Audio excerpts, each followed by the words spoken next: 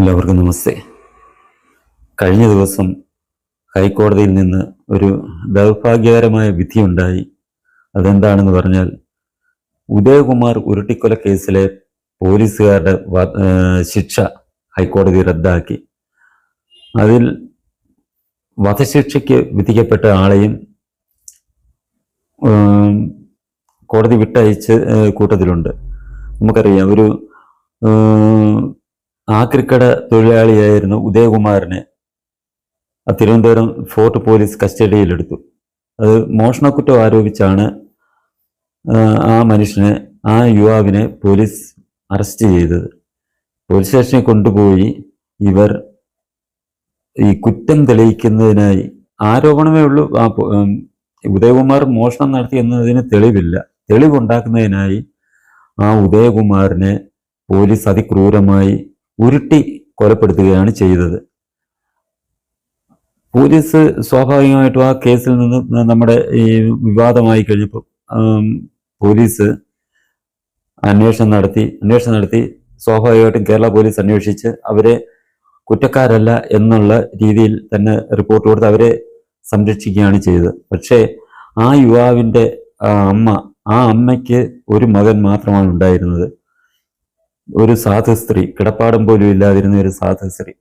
ഈ സംഭവത്തിന് ശേഷം സർക്കാർ കൊടുത്ത ഭൂമിയിലെ വീട്ടിലാണ് ആ പ്രായമായ അമ്മ കഴിയുന്നത്. അവരുടെ പോരാട്ടം കാരണം ഈ കേസ് CBI ഏറ്റെടുത്തു. CBI ഏറ്റെടുത്ത് അന്വേഷണം നടത്തി ഈ പോലീസുകാർ കുറ്റക്കാരാണെന്ന് കണ്ടെത്തുകയും അവർക്ക് ഒന്നും രണ്ടും പ്രതികൾക്ക് വധശിക്ഷ ഉൾപ്പെടെ വിധിക്കുകയും മറ്റുള്ളവരെ തടവ് ശിക്ഷയ്ക്കും വിധിച്ച കേസാണിത്. ഈ പോലീസുകാർ ഇതിനെതിരെ ഹൈക്കോടതിയെ സമീപിച്ചു.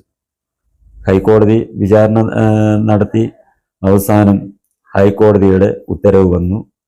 ഇവർക്കെതിരെ തെളിവൊന്നുമില്ല, അതുകൊണ്ട് ഇവരെ കുറ്റവിമുക്തരാക്കി, ഇവരെ ശിക്ഷ റദ്ദാക്കി, അവരെ സ്വതന്ത്രരാക്കുകയാണ് ചെയ്തത്. സത്യത്തിൽ നമ്മുടെ കോടതികളിലുള്ള വിശ്വാസം നഷ്ടപ്പെടുന്ന രീതിയിലുള്ള സംഭവങ്ങളാണ് ഇപ്പോൾ സമീപകാലത്ത് പല കേസുകളിലും നടക്കുന്നത്. പോലീസിൽ നിന്ന് നീതി കിട്ടുന്നില്ല, അതോടൊപ്പം തന്നെ കോടതികളിൽ നിന്ന് നീതി കിട്ടുന്നില്ല എന്നുള്ള അവസ്ഥയാണ് ഇപ്പോൾ നമ്മുടെ രാജ്യത്ത് സംജാതമായിരിക്കുന്നത്. കാരണം അധികാരവും പണവും ഉണ്ടെങ്കിൽ ഏതൊരു ക്രൂരകൃത്യങ്ങൾക്കും വിധേയരായവർക്കും കോടതിയിൽ നിന്ന് നീതി കിട്ടുകയില്ല എന്നുള്ള അവസ്ഥ. പണമുണ്ടെങ്കിൽ നല്ലൊരു വക്കീലിനെ വെച്ച് കേസ് നടത്താം. അവർ ഏത് രീതിയിലും കേസ് വളച്ചൊടിച്ച് കൊണ്ടുവന്ന് പ്രതികളെ രക്ഷപ്പെടുത്തുന്ന തലത്തിലേക്ക് എത്തിക്കുന്ന സാഹചര്യമാണ് ഇന്നുള്ളത്. അതിന് തയ്യാറായി വളരെയേറെ വക്കീലന്മാരുണ്ട്. ഒരാൾ അടുത്ത സമയത്ത് മരിച്ച നമുക്കറിയാം, ആളൂര്. അവർക്ക് പണം മാത്രമാണ് ഉദ്ദേശം, ധനസമ്പാദനം മാത്രം. ധർമ്മവും നീതിയും അവരുടെ മുന്നിൽ ഇല്ല എന്നുള്ളതാണ് യാഥാർത്ഥ്യം. കലികാലമല്ലേ, ഇത്തരം വക്കീലന്മാര് വളരെയേറെ ഉണ്ടാകും. പണത്തിന്റെ പിന്നാലെ ധർമ്മത്തിനെതിരെ പ്രവർത്തിക്കുന്നവർ നിരവധി ഉണ്ടാകും എന്നുള്ള കാര്യം നമ്മൾ മനസ്സിലാക്കുക. എങ്കിൽ കൂടിയും ഇത്തരം വക്കീലന്മാരുടെ വാദം കോടതിക്ക് മുന്നിൽ വരുമ്പോൾ തെളിവുകൾക്കും മറ്റും ഉപരിയായിട്ട് മനസാക്ഷി അനുസരിച്ച് യാഥാർത്ഥ്യം മനസ്സിലാക്കി ശിക്ഷാവിധിയാണ് കോടതികൾ നടത്തേണ്ടത് എന്നുള്ള കാര്യം നമ്മൾ മറന്നുകൂടാത്തതാണ്. അതാണ് സാധാരണക്കാരൻ പ്രതീക്ഷിക്കുന്നതും കോടതികളിൽ നിന്നും. പരസ്യമായി ഒരാളിനെ തല്ലിക്കൊന്നു എന്നിരിക്കട്ടെ, അവർ നല്ലൊരു വക്കീലിനെ വെച്ച് ഈ സാക്ഷികളെ സ്വാധീനിച്ച് കോടതിയിൽ അത് സ്ഥാപിക്കാൻ ശ്രമിച്ചാൽ തീർച്ചയായും ഈ കണ്ട ദൃക്സാക്ഷികൾ, ആദ്യ സാക്ഷി പറയുന്നവരും നല്ലൊരു വക്കീല് ഈ കേസ് ഏറ്റെടുത്ത് കോടതി വിചാരണ നടത്തുമ്പോൾ ഇവരെ സ്വാധീനിച്ച് മൊഴി മാറ്റി പറഞ്ഞാൽ കോടതി അതാണ് തെളിവായിട്ട് സ്വീകരിക്കുന്നത്. അപ്പോൾ സ്വാഭാവികമായിട്ടും നീതി നിഷേധിക്കപ്പെടുകയാണ് ചെയ്യുന്നത്. ഇങ്ങനെ സംഭവിക്കാതിരിക്കാൻ കോടതി മനസാക്ഷി അനുസരിച്ച് വിധികൾ വിധിക്കുകയാണ് ഇതേപോലുള്ള കേസുകളിൽ നടക്കേണ്ടത്. അതിന് പകരം തെളിവുകളുടെ അഭാവം, ഈ അഭാവം പറഞ്ഞ് ഈ ഇത്തരക്കാരെ വെറുതെ വിട്ടുകഴിഞ്ഞാൽ സമൂഹത്തിൽ ഇതേ മനസ്ഥിതിയുള്ള പോലീസ് ഉദ്യോഗസ്ഥർക്ക് അതൊരു പ്രചോദനം ആവുകയേ ഉള്ളൂ എന്നുള്ള കാര്യം നമ്മൾ മറന്നുകൂടാ.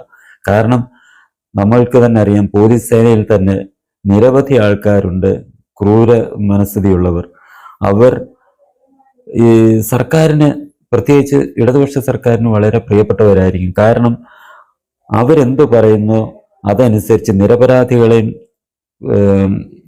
പ്രതികളാക്കി ഈ പ്രാദേശിക CPM നേതാക്കളുടെയും അവരുടെ പ്രവർത്തകരുടെയും ഇംഗിതമനുസരിച്ച് നിരപരാധികളെയും, അത് പ്രായഭേദമന്യേ കൊച്ചു കുട്ടികളാണെങ്കിൽ പോലും പ്രതികളാക്കി അവരെ കേസിൽ ഉൾപ്പെടുത്തുന്ന സംഭവങ്ങൾ നിരവധിയാണ് നടക്കുന്നത്.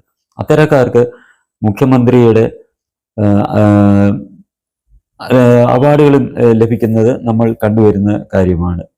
അങ്ങനത്തെ സാഹചര്യം നിലനിൽക്കുമ്പോൾ തീർച്ചയായും കോടതികളാണ് ഇത്തരം കാര്യങ്ങളിൽ കൂടുതൽ ഉത്തരവാദിത്വത്തോടുകൂടി കേസുകൾ പരിഗണിക്കേണ്ടതും വിധികൾ പുറപ്പെടുവിക്കേണ്ടതും. അതിനു പകരം ഇതേപോലുള്ള ഈ നിരാലംബരായ അമ്മമാരുടെ മക്കളെ നിഷ്കരണം കൊന്ന് അവരെ കൂടുതൽ അനാഥത്വത്തിലേക്ക് തള്ളി വിടുന്നവർക്ക് ശിക്ഷ ഇളവ് ചെയ്ത് കൊടുത്ത് ഇതേ കൃത്യം ചെയ്യാൻ കൂടുതൽ പോലീസ് ഉദ്യോഗസ്ഥരെ പ്രേരിപ്പിക്കുകയല്ല കോടതികൾ ചെയ്യേണ്ട നടപടി. ജനങ്ങൾ വളരെയേറെ ദുഃഖിതരാണ്. നല്ലൊരു ശതമാനം ജനങ്ങൾ ഇത്തരം വിധികളിൽ വളരെയേറെ ദുഃഖിതരാകും. പിന്നെ കോടതിയെ കൂടുതൽ വിമർശിക്കാൻ തയ്യാറാകുകയില്ല എന്നുള്ളത് എന്തുകൊണ്ടെന്നാൽ, കോടതിയെ വിമർശിച്ചാൽ, അല്ലെ കോടതി വിധികളെ വിമർശിച്ചാൽ കോടതികൾക്കൊരു അധികാരമുണ്ട്. ആ വിമർശിക്കുന്നവരെ പിടിച്ച് അകത്തിടുക എന്നുള്ള ഒരു ശീലമുണ്ട്. കാരണം ജനങ്ങളുടെ വിമർശനത്തിൻ്റെ മുനയൊടിക്കുക, അല്ലെ അവരുടെ വായടപ്പിക്കുക എന്നുള്ള ഉദ്ദേശത്തോടു കൂടി കോടതി അലക്ഷ്യ നടപടികൾ സ്വീകരിക്കും എന്നുള്ള ഒരു ഭയം കാരണം പല സാധാരണക്കാരും, പലരും അല്ല മിക്ക സാധാരണക്കാരും കോടതി നടപടികൾ അത് തെറ്റാണെന്ന് പൂർണ്ണ ബോധ്യമുണ്ടെങ്കിൽ കൂടി വിമർശിക്കാൻ തയ്യാറാകുകയില്ല. കാരണം ഈ ഒരു സംരക്ഷണം കോടതിക്ക് നൽകിയിട്ടുള്ളതിനാൽ പലരും ഭയം കൊണ്ട് ഇതിന് മുതിരുകയില്ല എന്നുള്ളതാണ് യാഥാർത്ഥ്യം. സത്യത്തിൽ നമ്മുടെ നാട്ടിലെ ഈ നിയമങ്ങൾ മാറ്റി എഴുതേണ്ട കാലം അതിക്രമിച്ചിരിക്കുകയാണ്.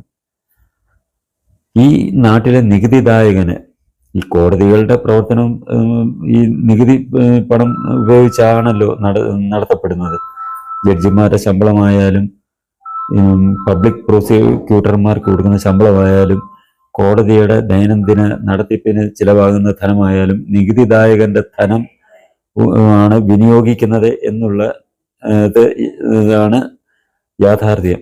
അങ്ങനെയുള്ളപ്പോൾ ഈ സംവിധാനങ്ങളെയെല്ലാം നിലനിർത്താൻ വേണ്ടി ശ്രമിക്കുന്ന നികുതിദായകൻ ഒരഭിപ്രായം പറഞ്ഞാൽ, അവന് കോടതിയുടെ ഭാഗത്തു നിന്നുണ്ടാകുന്ന കാര്യം തെറ്റാണെന്ന് തോന്നിയാൽ അതിന് ഒരു അഭിപ്രായം പറഞ്ഞാൽ, അത്തരം ആൾക്കാർക്കെതിരെ കോടതി അലക്ഷ്യ നടപടികൾ എടുക്കുന്ന നിയമങ്ങൾ പൂർണ്ണമായി എടുത്ത് കളയണം. ജഡ്ജിമാരെയോ കോടതിയോ അധിക്ഷേപിച്ചാൽ നമ്മൾക്ക് മനസ്സിലാക്കാം. അവരെ തെറി പറഞ്ഞോ അധിക്ഷേപം ചൊരിഞ്ഞോ ഉള്ള വാക്കുകൾ ആരെങ്കിലും പറഞ്ഞാൽ അതിനെതിരെ കോടതിയലക്ഷ്യ നടപടി എടുക്കുന്നത് നമുക്ക് മനസ്സിലാക്കാം. അത്തരം കേസുകൾ ഒഴിവാക്കി കോടതിയെ തെറി പറയുക, അല്ലെ അധിക്ഷേപിച്ച് പറയുക, അതിനെയൊക്കെ നമ്മൾ അതിനൊക്കെ എതിരെ കോടതിയലക്ഷ്യ നടപടികൾ എടുക്കുന്നതിൽ തെറ്റില്ല. എന്നാൽ ഇതേപോലുള്ള വിധികളെ വിമർശിച്ചാൽ, അത്തരം വിധികൾ പറയുന്ന ജഡ്ജിമാരെ വിമർശിച്ചാൽ, അത്തരം സംഭവങ്ങളിൽ കോടതിയലക്ഷ്യ കേസുകൾ എടുക്കുന്നത് വളരെയേറെ നീതികേടാണ് എന്ന് മാത്രം നമ്മൾക്ക് പറയാൻ കഴിയുകയുള്ളൂ. കാരണം ഇവിടുത്തെ ഈ നികുതിദായകനായ ഒരു പൗരന് പ്രധാനമന്ത്രിയെ വിമർശിച്ചാൽ അതിൽ പ്രശ്നമില്ല, രാഷ്ട്രപതിയെ വിമർശിച്ചാൽ പ്രശ്നമില്ല, മന്ത്രിമാരെ വിമർശിച്ചാൽ പ്രശ്നമില്ല. ഇവരെയൊക്കെ വിമർശിക്കുകയോ ഇവരെ അധിക്ഷേപിക്കുന്നവർക്കെതിരെ പോലും കോടതി ഒരു കേസെടുത്ത്, രാജ്യത്തിന് വിരുദ്ധമായിട്ട് പറയുന്നവരെക്കെതിരെ സർക്കാർ കേസെടുത്താൽ കോടതികൾ ആ കേസ് എടുത്തു കളയുന്ന സംഭവങ്ങൾ നിരവധിയുണ്ട്. ഈ അടുത്ത സമയത്തും ഉണ്ടായിട്ടുണ്ട്.